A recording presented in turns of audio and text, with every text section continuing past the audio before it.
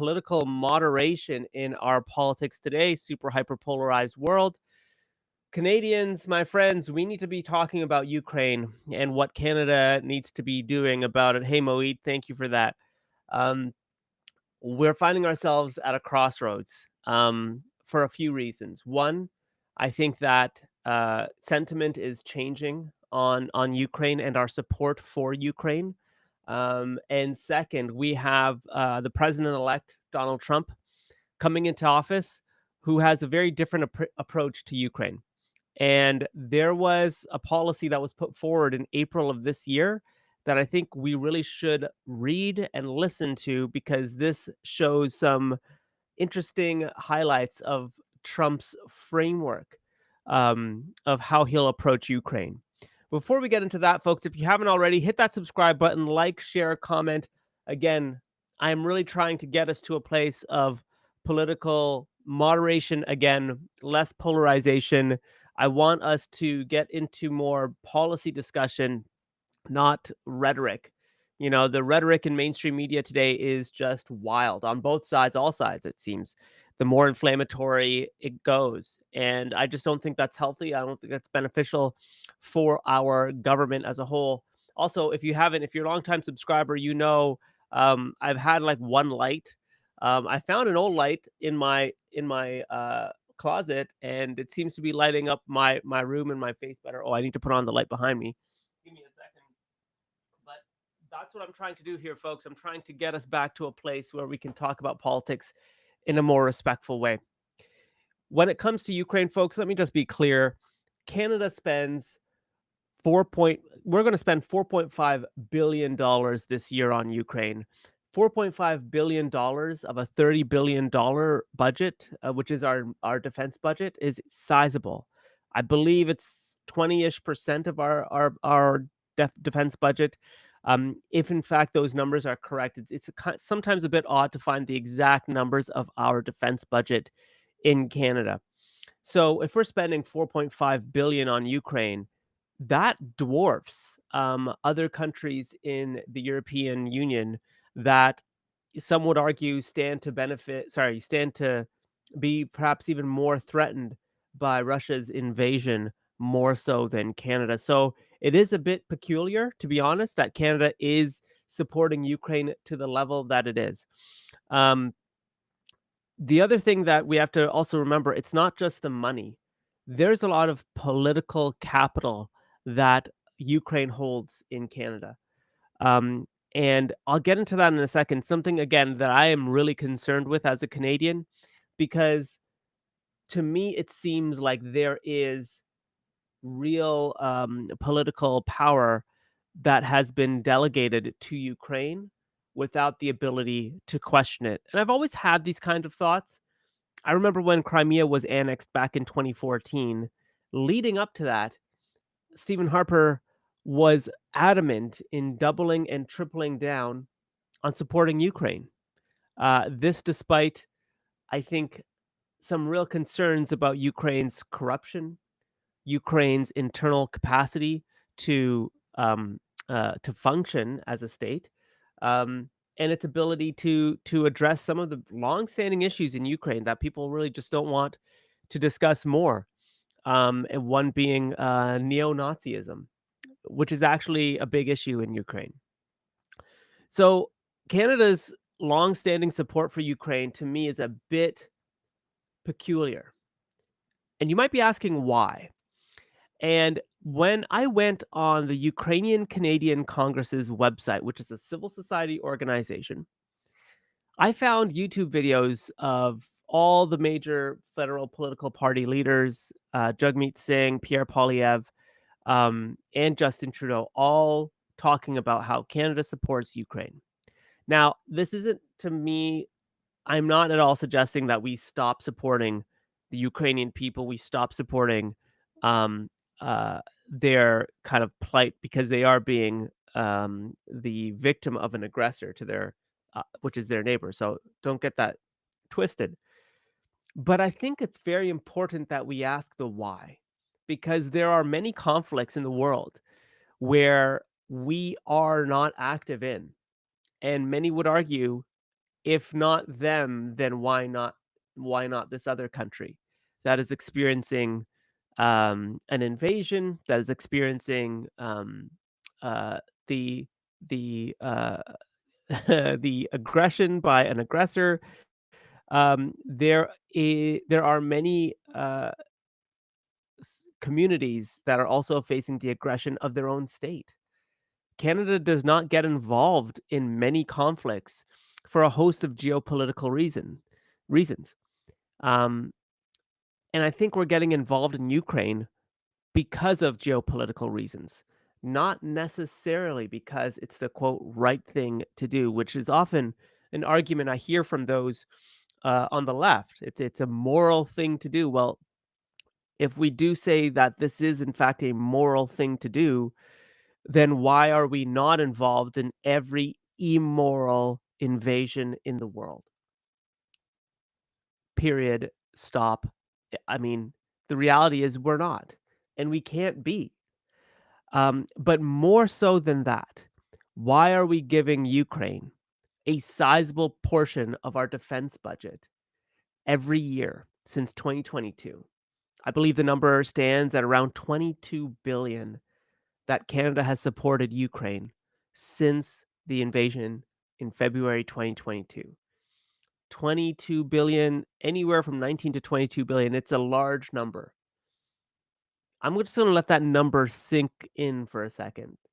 If we do in fact believe that number to be true, that's over what? 6, $7 billion a year since 2022? No debate in the House, no debate in Parliament. It just happened. Now, I think we as Canadians need to sit down and really think about this for a second, because I understand we are NATO, we are part of NATO, and we have a duty to support our NATO partners. I 100% get that. The level of our support dwarfs other NATO partners. And I would argue that Russia does not pose an immediate threat to Canada. I would also argue that Russia doesn't pose an immediate threat geographically to Canada the way it does our NATO partners. And exactly, Katya on TikTok says two explanations: US pressure and corrupt government. Um, Others are saying Canada is being dragged into this by the US. It's the military industrial complex. Um, Please, if you haven't already, definitely follow me, like, share, subscribe, etc., etc. Folks, I want to mention someone mentioned something about Pierre in the chat. I don't believe this to be right or left. As I said at the outset, the Ukrainian Canadian Congress on its website has Jagmeet Singh, Pierre Poilievre, Justin Trudeau, all leaders of all the major federal parties singing its praises. Stephen Harper was very, very much in favor of supporting Ukraine when Crimea was annexed. This odd, wild support for Ukraine, as well as demonizing Russian athletes, Russia as a country, is very, very wild to me. So again, I recognize Canada. We are in NATO. We are a part of NATO. We have a responsibility to our NATO partners. The level of support for Ukraine dwarfs our other NATO partners. And I think as Canadians, we have to ask why. I think the other question we have to ask ourselves is why at a time when Canadians are punishing? I don't want to read all of the stats for you. You know it. If you're living in Canada, you know it. You know how hard it is to get by on a daily basis. You know that the dreams of owning a semi-detached or detached home, raising your kids in a Canadian city with a backyard is a dream. Is a dream that may very well never be fulfilled by the middle class here in Canada. I see someone saying same in England. Um, Same in many G7 countries. My friend and I were talking about this just the other night. My friend and his partner, they're expecting a child. They both work for very secure jobs. He's a teacher, she's in government. They're both making over they're making combined, I think, is around over $200,000. $220,000 a year, something like that, or 250. It's a lot of money. They can't qualify for a home, a detached home outside of the city of Toronto. We're talking an hour-ish outside the city of Toronto. That's two people, great credit scores, 800 credit score, and they can't qualify for a mortgage in this country. They both have properties, they both have, investment properties, and yet combined, even if they were to sell off everything, I think they still have large mortgages on it, but regardless, even if they were to sell off things, they still wouldn't qualify, and the banks have told them 5 times your combined, salaries. So if you're 210-ish thousand, 5 times is I don't even know what that is. I can't do the math off the top of my head, but, it's around $1,000,000, you'd think. $1,000,000 doesn't get you much in our countries today. And you're talking about a family. They're planning they have a kid on the way, and there's 2 kids from a previous marriage. So we're talking a family of 5, and they can't afford a detached home outside the city of Toronto. This is the reality for the middle class in Canada. And so when we ask ourselves what's going on, why are we giving so much money to Ukraine? Maybe, just maybe, just maybe, more money should be used on housing here in Canada. And I don't know what that would look like, but billions need to help those who are really struggling, the middle class, who, in my opinion, have been sold a lie when you think about it. Both of them went to school, got multiple degrees, masters, bachelors of education. They can't even afford the city in which they live in, not no less the outskirts, and both have at least 10 to 15 years of professional experience. This is the reality of Canadians across our country. And I know this is the result of, um, this is also happening in other G7 nations. People can't afford their cities, they can't afford their homes anymore. And I don't wanna make this all doom and gloom. Um, but the reality is that this is what Canadians are this is what's happening. And so when people see 4.5 billion, 19 billion going to Ukraine, a conflict on the other side of the world with no real threat to Canada or immediate threat to Canada, we all start scratching our heads and wondering why. I believe CTV did a poll and it found, if I can find it, it was pretty bad. Um, The support for aid, yeah, this was done by CP24 few months ago, um, but basically it said, eh, "Polls suggest Canadian support for aiding Ukraine is fading." Now, this is 9 months ago, I'm just gonna share this with everyone, but this is, what was happening in Canada. That in a moment. But overall, across Canadians, about 1 in 4 now say that Canada is providing too much support.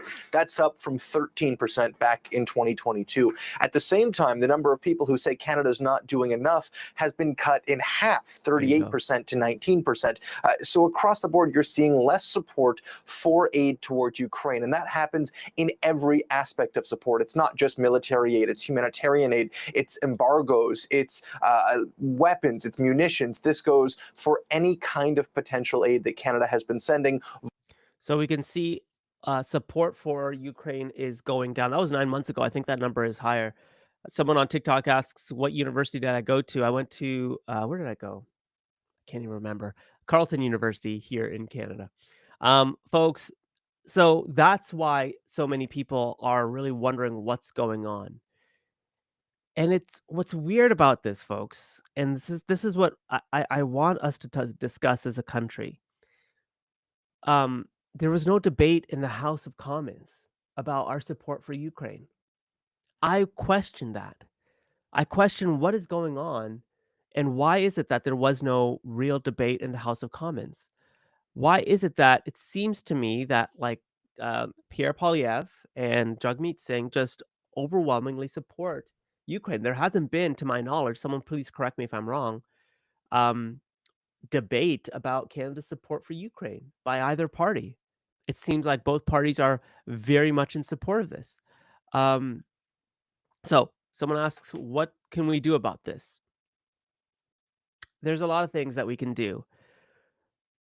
Before I get into what we can do, because I have some policy ideas, I want us to all remember that the biggest policy shift in Canada on Ukraine is probably going to happen from Donald Trump, surprisingly enough. So back in April, one of Trump's advisors, Keith Kellogg, um, who is now going to be part of a special representative for resolving the war between Russia and Ukraine, outlined a plan in April about a multi-stage resolution process. It's wild that we have to like go to the United States to get our policy options, but this is what it says. Basically, there's four key areas of concerns. The first is it's a proxy war. The report emphasizes that the U.S. approach under Biden has shifted from defending Ukraine to a proxy war with Russia. Second, the U.S. has spent over $113 billion on Ukraine within 2 years, with additional packages under consideration. This raises questions about prioritizing domestic issues. There's a lack of strategic goals. Biden has always said, as long as it takes, but that lacks specific objectives. It leads to fears of indefinite conflict. And then finally, it discusses the unintended consequences, such as strengthening Russia, China, Iran, and North Korea. Now, I know these are very simple kind of arguments, but these are some of the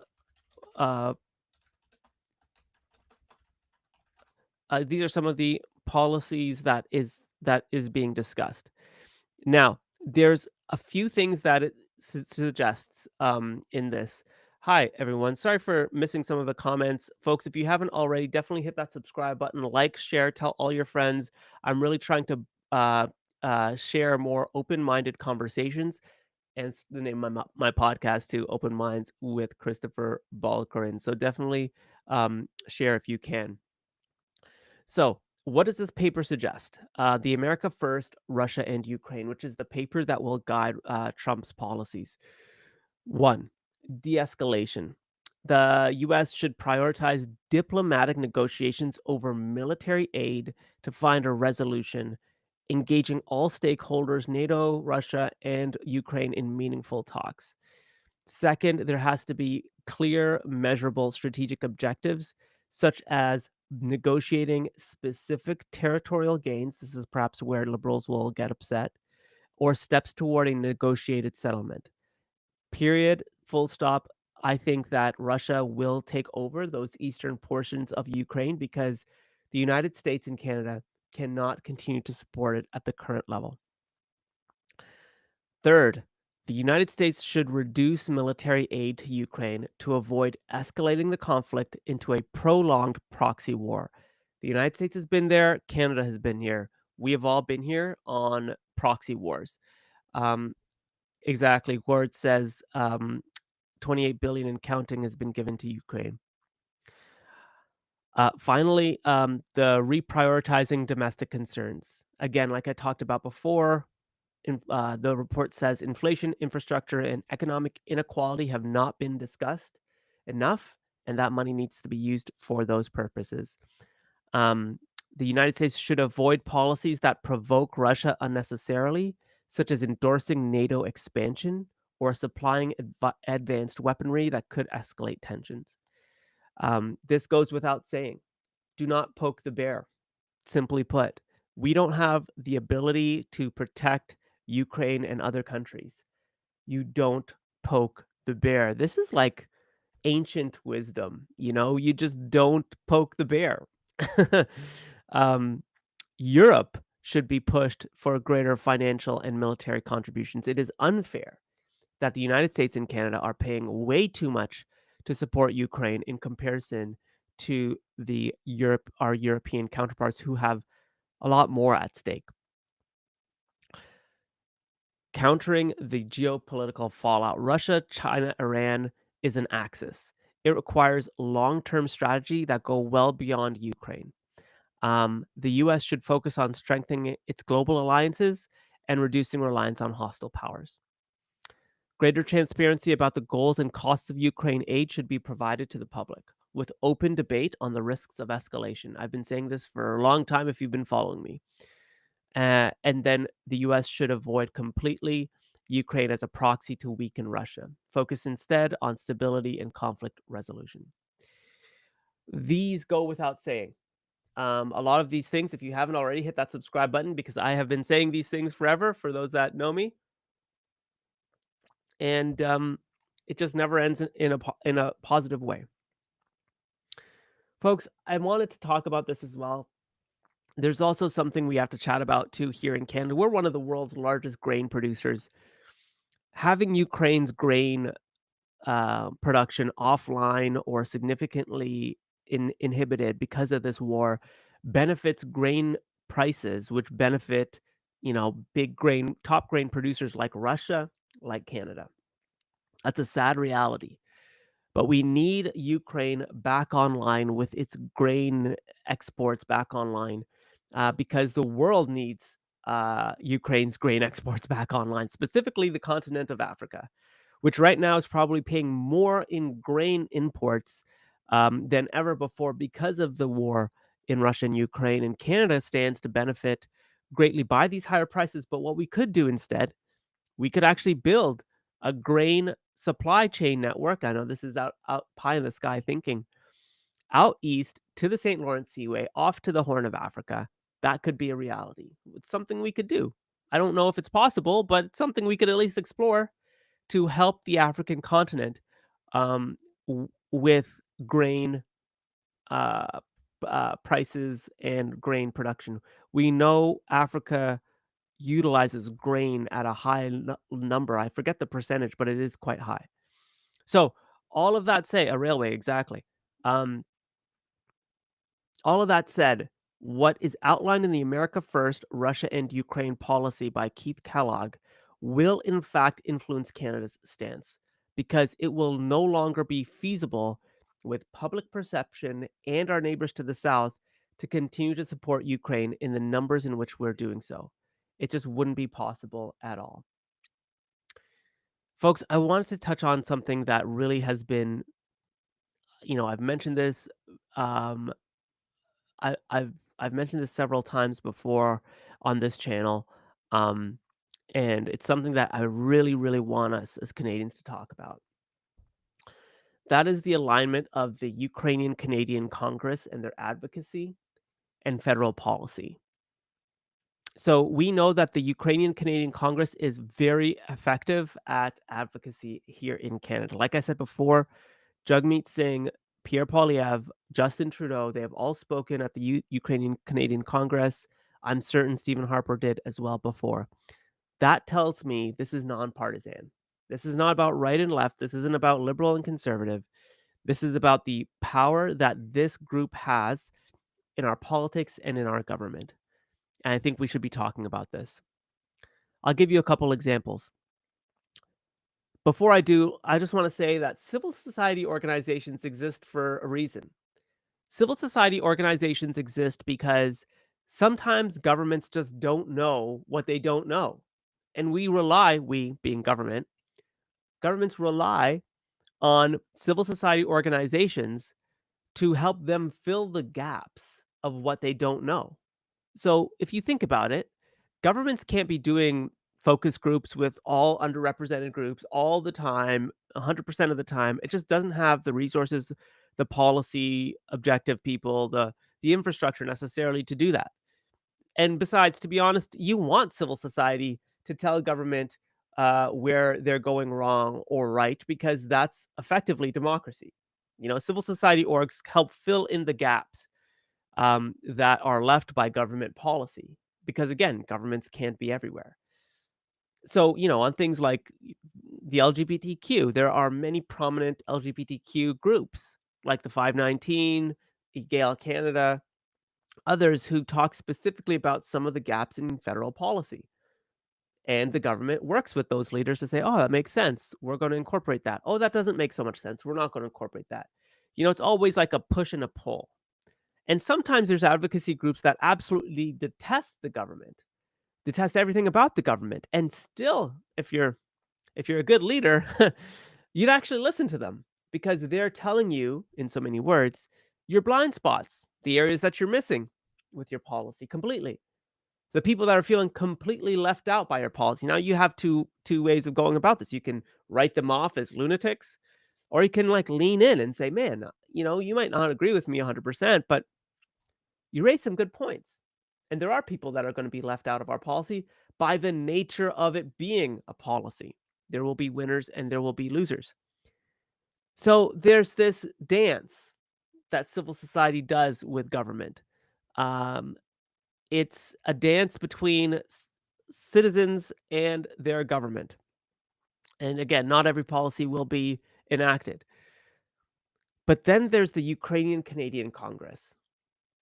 The Ukrainian Canadian Congress literally gets many, if not all of its policies to be verbatim federal government policy. On many occasions, they've advocated for strengthening Canada-Ukraine defense and security relations. It's been a long-standing top priority. They have consistently, prior to 2022, called for increased military aid to Ukraine, especially in the wake of Russia's invasion. They actually even called for, and someone please correct me if I'm wrong, for billions of dollars in lethal and non-lethal aid. I mentioned at the top of this podcast, 4.5 billion is going to Russia specifically for military aid. $650 million for armored vehicles, and contributions to Ukraine's air defense and F-16 capabilities. I'm sure many of us remember a time not that long ago when Harper was trying to get, I think, F-16 fighter jets for Canada. And a lot of people were against him for doing so. Yet here we are helping Ukraine's air defense F-16 capabilities. A direct policy recommendation from the Ukrainian Canadian Congress. UCC has also advocated for democratic and economic reforms and humanitarian aid. Canada has allocated $442 million in developmental aid since 2022, $352 million in humanitarian assistance, perfectly aligning with UCC's initiatives. The UCC has lobbied for strict sanctions against Russian individuals and entities as part of its disinformation and security strategy. In fact, the UCC has routinely said in numerous of its communiques that Russia is spreading misinformation and disinformation. If you listen to speeches made by Chrystia Freeland, who I'll get to in a second, verbatim, she actually pushes forward that same narrative. The Russian disinformation and misinformation campaign. Cultural and educational initiatives. UCC has advocated time and time again for Ukrainian culture and education, and that these have been policies that the federal government, again, of all stripes, have actually advocated for. I'm going to get into this in a bit more detail because it's important we talk about this. Canada's military aid to Ukraine includes 200 Rochelle Senator armored personnel carriers, Leopard 2 main battle tanks with potential for additional units, supply of a national advanced surface-to-air missile system to enhance Ukraine's air defense, delivery of M777 howitzers, associated ammunition, and 155 millimeter artillery shells, training 5,000 Ukrainian armed forces in various skills. This is what we're doing in Ukraine. These are direct policies from the UCC. We have provided loans and financial aid to support Ukraine's economic stability. We've allocated funds for humanitarian efforts. We've implemented development assistance programs, rebuilding infrastructure. We've sanctioned Russian officials and oligarchs. We've targeted Russian businesses and financial institutions. We've imposed bans on the import and export of certain goods to and from Russia. These are all policies that the UCC has advocated for and Canada has done in lockstep. We have done everything the UCC has advocated for. Everything. There's a deep connection between Canada and Ukraine. And some of our most prominent billionaires and some of our most prominent politicians, there are deep connections with Ukraine. But we have to remember Ukraine is, and the Ukrainian Canadian Congress is a civil society organization. They, like others, are advocating for what they find is most interested, but we as a country have to determine whether or not that is the way forward. And I think that's the reason why we're in the situation we're in. Now, Native Warrior says maybe these policies are actually popular among all Canadians. Well, Native Warrior, you might have joined a bit later. There are more and more polls coming out saying Canada should limit its support for Ukraine. 25% in just 9 months ago, I think that number's gone up. 19% of Canada says that we should continue our support for Ukraine. And these are just numbers from CP24. Don't shoot the messenger. Why that is because we're in such a precarious position financially, economically. I don't believe these policies would be favorable to the Canadian people, personally. I think it's very important that we talk about the UCC's impact in our policy. Now, remember, like I said before, the UCC has always said that defending Ukraine is defending democracy. It's maintaining rules-based international order, though Ukraine is not part of NATO. And when you look at Chrystia Freeland's speeches, she frames the support of Ukraine as, quote, defending democracy, sovereignty, and a rules-based international order. Chrystia Freeland routinely says that defending Ukraine is defending the, quote, front line of democracy, suggesting the government may amplify the UCC's perspectives without sufficiently engaging other Canadian voices or civil society organizations that may hold different views. Someone says in the comments, Gord says, if the truth about Ukraine was exposed, no Canadian would support Ukraine. We need to talk about this, folks. The Freeland also has personal connections to the Ukrainian Canadian community. She herself speaks Ukrainian. She has talked about her public admiration for previous UCC leaders like Paul Grod. And this can obviously create perceptions of bias and conflict of interest in her current role as Deputy Prime Minister and Foreign Affairs Minister. Her speeches often center on the narratives closely associated with the UCC as Ukrainian resilience and historical ties to Ukraine. And again, the denouncement of Russia, including its athletes, which I find odd. The denouncement of Russian athletes on an international scale is very odd to me. I'm just going to continue on just some of Freeland's messaging. She repeatedly asserts that Ukrainian Canadians are uniquely informed about Ukraine's politics compared to her own department, suggesting an outsized valuation of their expertise. Highlights Ukrainian Canadian contributions to Canada's multiculturalism, is being framed as Canada's support for Ukraine as an extension of this legacy. Folks, if you haven't already, definitely hit that subscribe button. Definitely like, share, tell all your friends. I'm trying to hit 1,000 on TikTok, 1,000 on YouTube. Tell all your friends. So, it is when you pump all of Canada's policies through and you look at what the UCC is doing, you look at what Chrystia Freeland is doing, you look at all these things combined all together, we support Ukraine in high numbers. It's an overextension when our healthcare, our housing, our cost of living remains the most biggest issue that Canadians are concerned about. Does that make us nationalists? Yes, it does. Does that make us a little bit Canada first? Yes, it does. And that's okay because right now Canadians are punishing. I bet you many Canadians are making tough choices about vacations, about Christmas gifts, about what they can do for their family and for their kids. Think about if you have 2 kids that are going to university, how are you gonna support them while trying to save up for your own retirement? It's exceedingly, exceedingly difficult. And I don't think that supporting Ukraine is in our best interests. I said it, but I think more of us as Canadians need to be talking about it. So, what do I see as the way forward, folks? To me, it's quite simple. We need to reduce our spending on Ukraine. It doesn't need to be $4.5 billion a year. It doesn't need to be $22 billion a year. Come fiscal 25, 26, we should have a hard conversation with Zelensky and say, Canada's support is now going to dwindle.